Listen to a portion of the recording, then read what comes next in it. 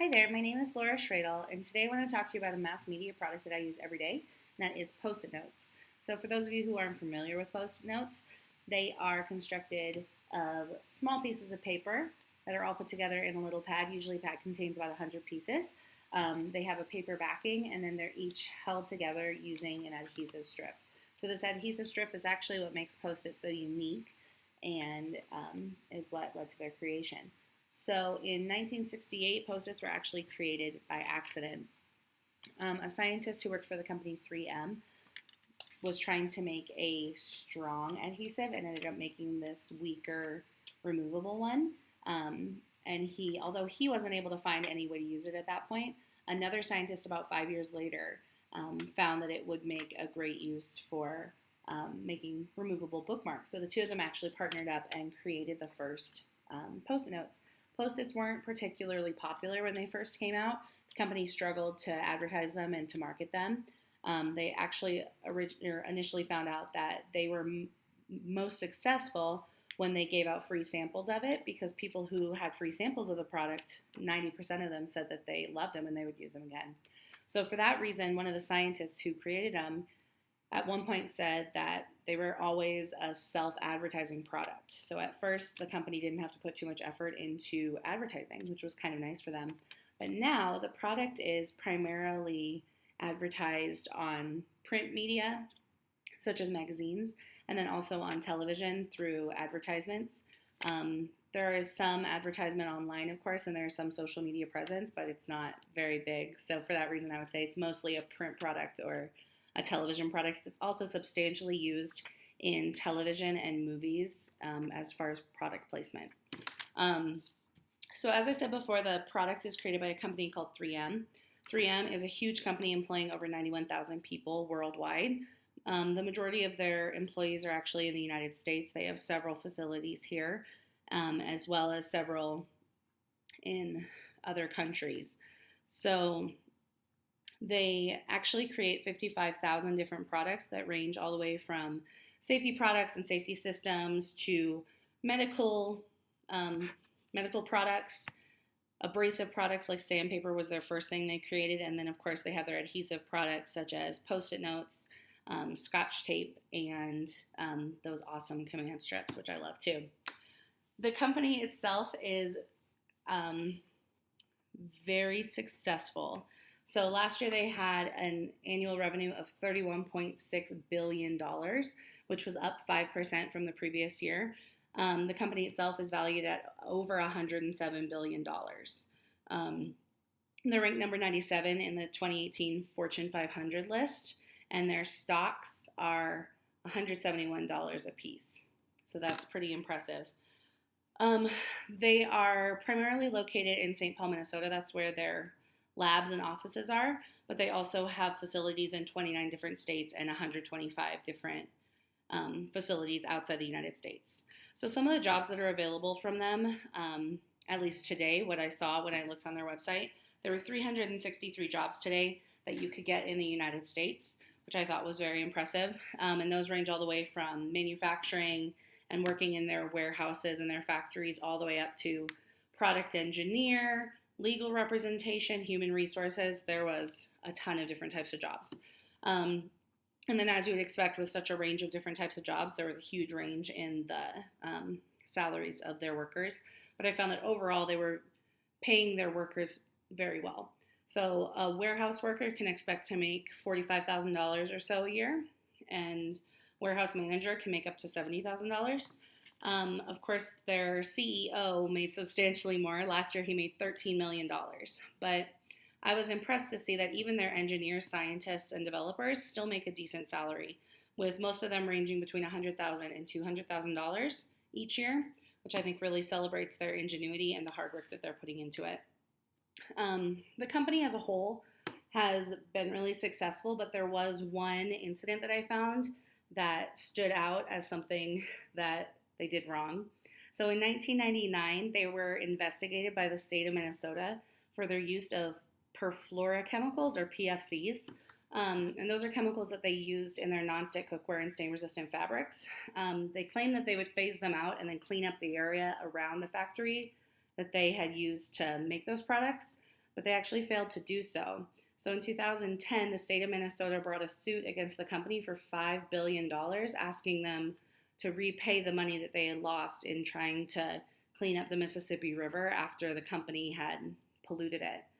Although the original damages and the cleanup costs were only $50 million, the company, 3M, ended up settling for $850 million with the state of Minnesota.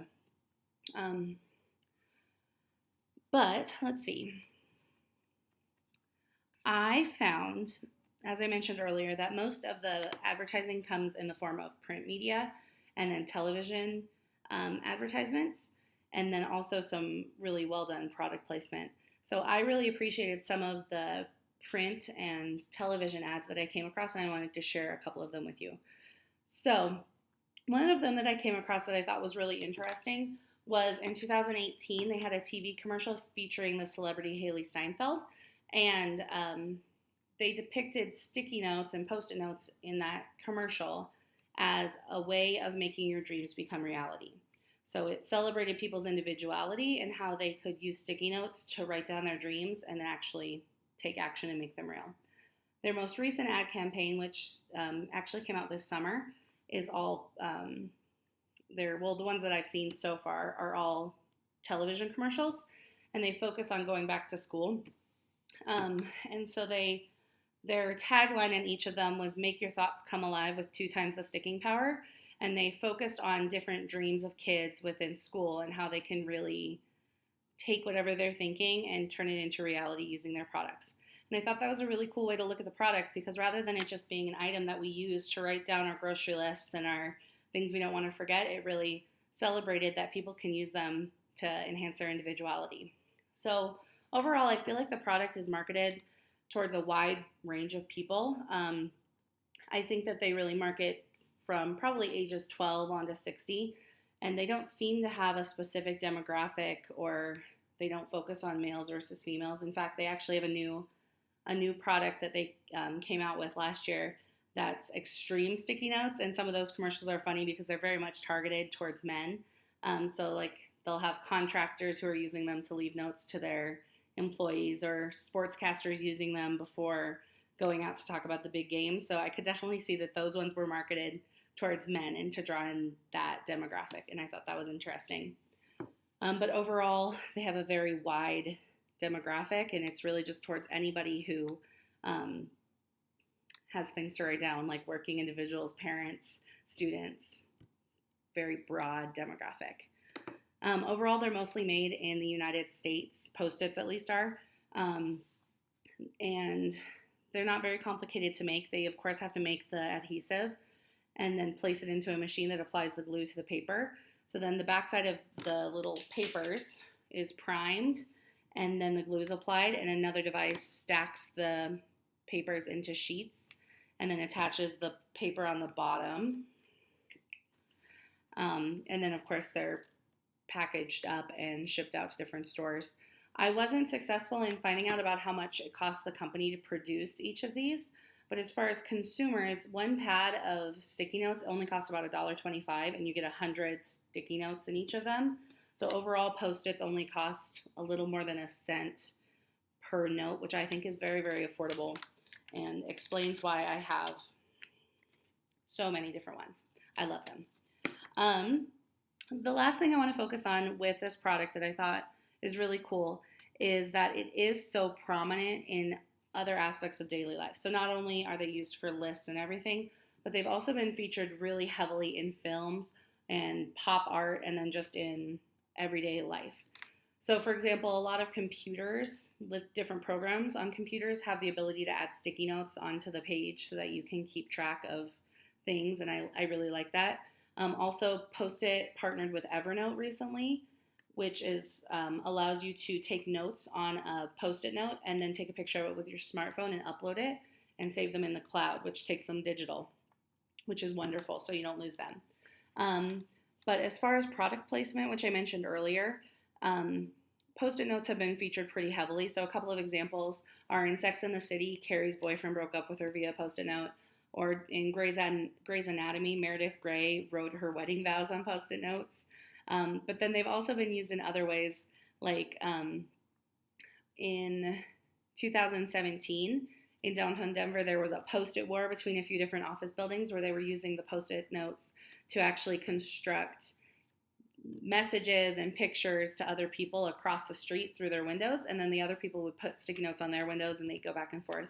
And so that was featured pretty heavily in the news media and on social media, and I thought that was a really interesting way to take this and turn it into more than just a piece of paper. Another way that they've been used beyond the normal use is that there has been some talk about how you can use Post-it notes to help with your mental health. And so some arguments have said that by using Post-it notes and writing down positive thoughts every day on them and posting them around, it can help improve your mental health. So I thought that was very cool. But overall, I thought that it was very interesting to learn more about the product and to learn about the company that makes them. I wish that the company had just cleaned up their stuff when they polluted the Mississippi River, because that kind of gave me a negative outlook towards the company. But I appreciate the effort that they put into cleaning it up and the money that they paid to the state of Minnesota afterwards. They've also made some changes to improve their environmental standing. Like, for example, all of the Post-it notes are recyclable. Like you can see, they're all recyclable. No, I pointed at the wrong part. This one doesn't say it. Oh, there we go.